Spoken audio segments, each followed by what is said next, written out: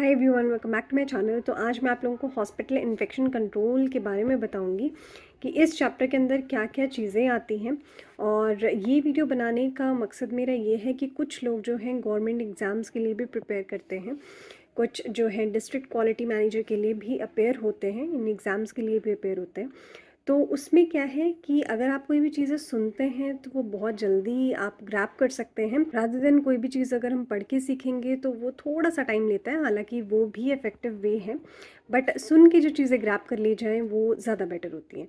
तो ये जो है टॉपिक, इसमें क्वालिटी मैनेजर्स जो भी डिस्ट्रिक्ट क्वालिटी मैनेजर्स के लिए एग्ज़ाम के लिए अपेयर हो रहे हैं या कोई भी क्वालिटी की पोस्ट के लिए इंटरव्यू देने जा रहे हैं, तो अगर आप ये टॉपिक सुनेंगे तो आप लोगों के लिए काफ़ी बेनिफिशियल होगा, क्योंकि आज मैं इसके अंदर मोटे मोटे पॉइंट्स जो हैं वो कवर करूँगी। तो वीडियो शुरू करने से पहले गाइस मैं आपसे रिक्वेस्ट करना चाहती हूँ कि मेरे चैनल पे मेंबरशिप चल रही है। अगर आप मेरे चैनल के कंटेंट को सपोर्ट करना चाहते हैं तो ज्वाइन बटन पे क्लिक करके कर सकते हैं। ये इस वीडियो के नीचे थैंक्स बटन आ रहा होगा, आप उसके थ्रू भी सपोर्ट कर सकते हैं। और अगर आपने स्पेशली NABH FAQs को पढ़ना है, उसकी एक्सेस लेनी है, तो QM लर्निंग मेंबरशिप को आप 799 रुपीज़ में ले सकते हैं। तो चलिए आज की वीडियो जो है वो शुरू करते हैं। देखिए गाइज, जो हॉस्पिटल इन्फेक्शन कंट्रोल है वो आपके NABH की जो गाइड बुक है उसका 5th चैप्टर है। बहुत टाइम पहले सेफ आई भी इंट्रोड्यूस हुआ था, जिसका मेन मोटिव ही इन्फेक्शन कंट्रोल करना था। ठीक है, तो बहुत सारे प्रैक्टिसेस थे जिससे आप जो है इन्फेक्शन कंट्रोल कैसे कर सकते हैं, वो सारी गाइडलाइंस थी उसमें। ठीक है, उसके कुछ मॉड्यूल्स थे। तो इसमें जो है हॉस्पिटल इन्फेक्शन कंट्रोल बहुत बहुत ज़्यादा इम्पॉर्टेंट टॉपिक है, क्योंकि अगर आप पेशेंट सेफ्टी की बात करें तो इन्फेक्शन जो है वो बहुत इम्पॉर्टेंट रोल प्ले करता है किसी भी चीज़ को ख़राब करने के लिए।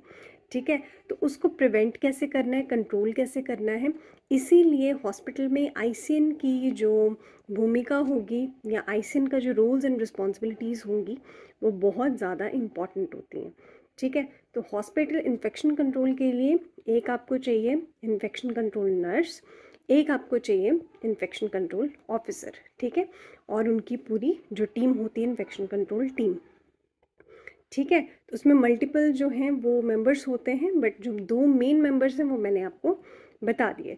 तो हॉस्पिटल इन्फेक्शन कंट्रोल ये जो चैप्टर है ये इंट्रोड्यूस इसलिए किया गया था ताकि जो हॉस्पिटल में इन्फेक्शंस होते हैं उनको रिड्यूस किया जा सके, उनके रिस्क को रिड्यूस किया जा सके, ताकि पेशेंट्स, विजिटर्स, जो उनके अटेंडेंट्स होते हैं या फिर हेल्थ केयर प्रोवाइडर्स जो हैं उनकी केयर की जा सके। तो बेसिकली इस चैप्टर को इंट्रोड्यूस करने का मकसद ही यही है कि आपने रिड्यूस करना है, एलिमिनेट करना है इन्फेक्शन के रिस्क को।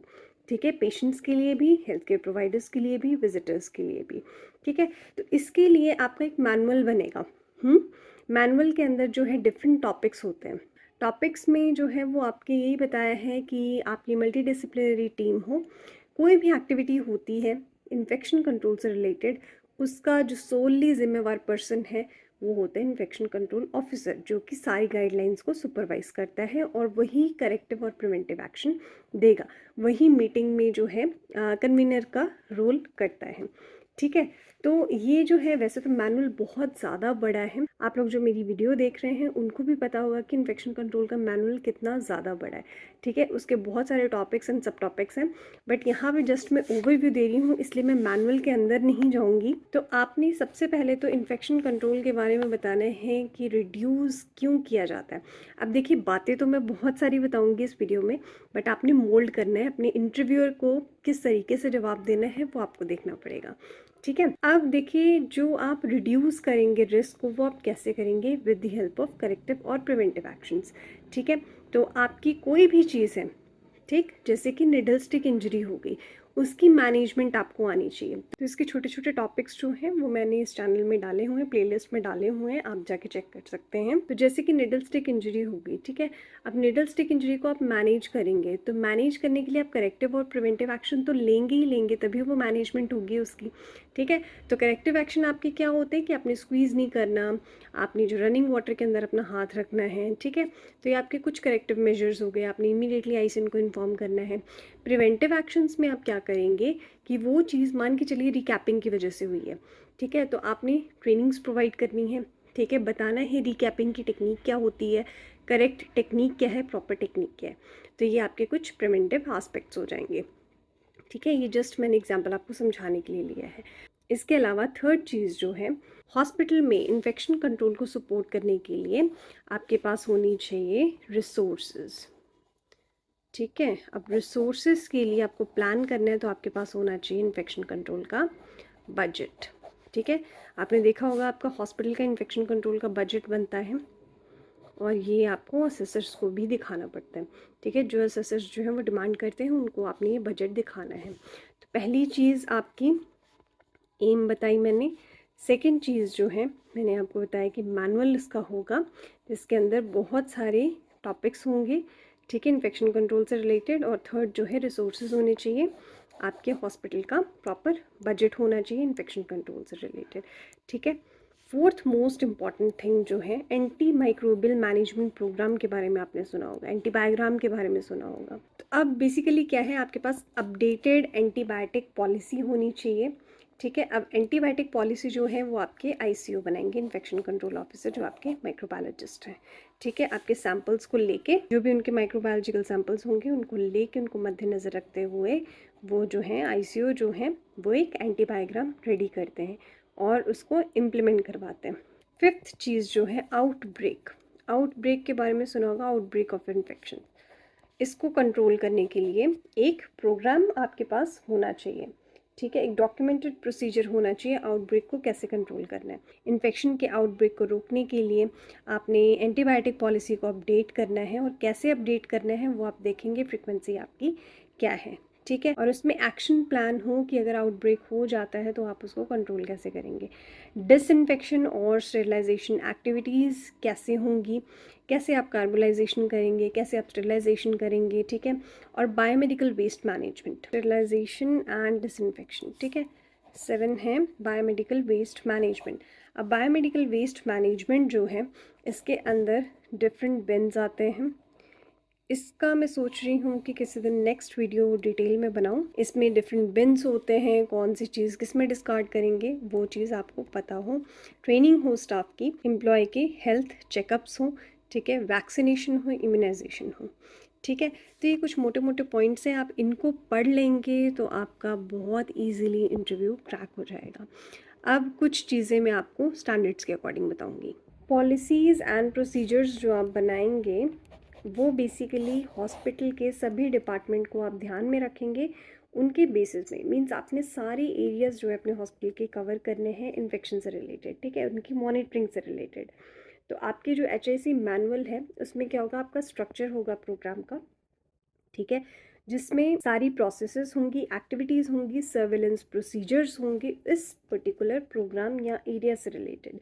ठीक है, और इसकी रेफरेंस जो है WHO की गाइडलाइंस, CDC की गाइडलाइंस और जो स्टैंडर्ड ऑपरेटिव प्रोसीजर्स हैं NACO के, और ministry of health and family welfare जो गवर्नमेंट ऑफ इंडिया की वेबसाइट है उसको भी आप जाके चेक कर सकते हैं। तो इन्फेक्शन कंट्रोल मैनुअल आपने किस तरीके से बताना है मैंने आपको रेफरेंस बता दी। आपने जो अपना प्रोग्राम है एटलीस्ट एक बार साल में जो है वो अपडेट करना है।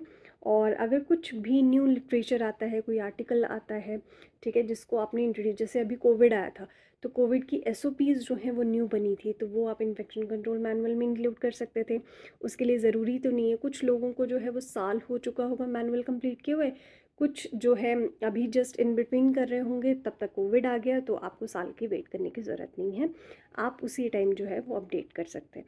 जैसे कि अभी मैंने कोविड का एग्जांपल बताया, मतलब आपने मंथली बेसिस पे उसको रिव्यू करते रहना है कि हमने चेंजेस क्या करनी है, चाहे आप साल बाद अपडेट करें उसको।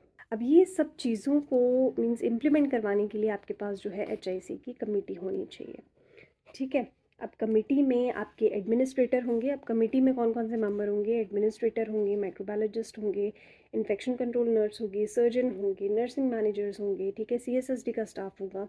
ठीक है, तो ये जो है वो मेंबर्स होंगे आपके HIC कमेटी के। और जो है प्रॉपर एक मीटिंग होगी, मीटिंग में पर्टिकुलर एजेंडा होगा जिसके बेसिस पे आप डिस्कशन करेंगे, करेक्टिव एक्शन और प्रिवेंटिव एक्शन देंगे। बेसिकली ये जो टीम है ये डे टू डे फंक्शनिंग के लिए इम्पॉर्टेंट है कि आपकी ऑडिट एक्टिविटीज़ कैसे चल रही है, आपके डेली राउंड्स कैसे चल रहे हैं। ठीक है, उनमें कोई गैप आइडेंटिफाई होता है तो आपने उसको ओवरकम कैसे करना है ताकि वो नेक्स्ट टाइम रिपीट ना हो। अच्छा, एक और चीज़ आपके मैनुअल में जो है वो हाई रिस्क एरियाज़ जो हैं वो आइडेंटिफाई होने चाहिए। ठीक है, हाई रिस्क एरिया जैसे कि आपके ICU हो गए, HDU हो गए, ओटी हो गया, ठीक है, ब्लड बैंक हो गया, सीएसएसडी हो गया। तो आपके हाई रिस्क एरिया हॉस्पिटल के डिफाइन होने चाहिए। साथ ही साथ जो हाई रिस्क प्रोसीजर्स हैं, ठीक है, जैसे कि कार्डियक कैथेटराइजेशन, एंडोस्कोपीज़, कोई सर्जरी है जो 2 घंटे से ज़्यादा चली है, तो इनको भी आप इसमें इंक्लूड करेंगे। इसके अलावा सर्विलेंस एक्टिविटीज़ हों हाई रिस्क एरियाज़ में, जो कि अभी मैंने आपको बताया है यहाँ पे, तो उनमें सर्विलेंस एक्टिविटीज़ जो हैं वो भी परफॉर्म की जानी चाहिए।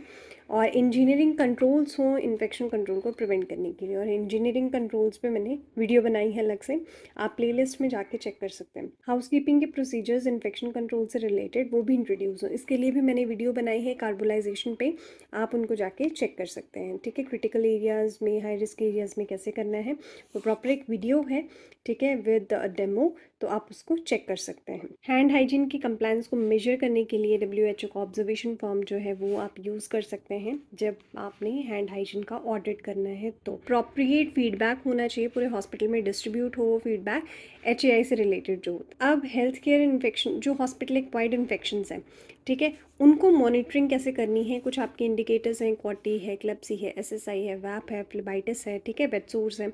तो इनको जो है आपने किस तरीके से आइडेंटिफाई करना है, आइडेंटिफिकेशन हो। और आइडेंटिफिकेशन अगर आप अच्छे से, जो रेफरेंस हैं जो मैं बता रही हूँ आपको, CDC, WHO या शिया गाइडलाइंस है, अगर आप इसको अच्छे से पढ़ लेंगे तो आइडेंटिफिकेशन आपकी बहुत ईजी हो जाएगी। इसके थ्रू आप जो है इंडिकेटर निकाल सकते हैं HI से रिलेटेड, ठीक है। हैंड हाइजीन वो भी बहुत इंपॉर्टेंट है, वो हर जगह बताई जाती है। WHO आपने रेफ़र करना है हैंड हाइजीन के लिए। PPE वेयर करना, तो PPE वेयर करना मीन्स इन्फेक्शन को कंट्रोल करने का सबसे बड़ा पार्ट। अगर आप PPE वेयर करेंगे तो आपका 50% जो है खुद को आप बचा सकते हैं पीपी वेयर करने से, ठीक है। तो पीपी में आपके gloves, protective eye wears, mask, apron, gown, boots, ठीक है, हेयर कवर, ये आपके पीपी में इंक्लूड होगा। हैंड हाइजीन के बारे में भी आप थोड़ा सा पढ़ लीजिए। आइसोलेशन और बैरियर नर्सिंग के फैसिलिटीज़ भी आपके हॉस्पिटल में अवेलेबल होनी चाहिए, कि इन केस अगर किसी पेशेंट को कम्युनिकेबल डिजीज़ है तो आपको उसको आइसोलेट करके रखना पड़ेगा। अब स्टेरिलाइजेशन एक्टिविटीज़ में CSSD बहुत इंपॉर्टेंट पार्ट है। अगर CSSD क्रैश तो मीन्स आपकी OT भी क्रैश।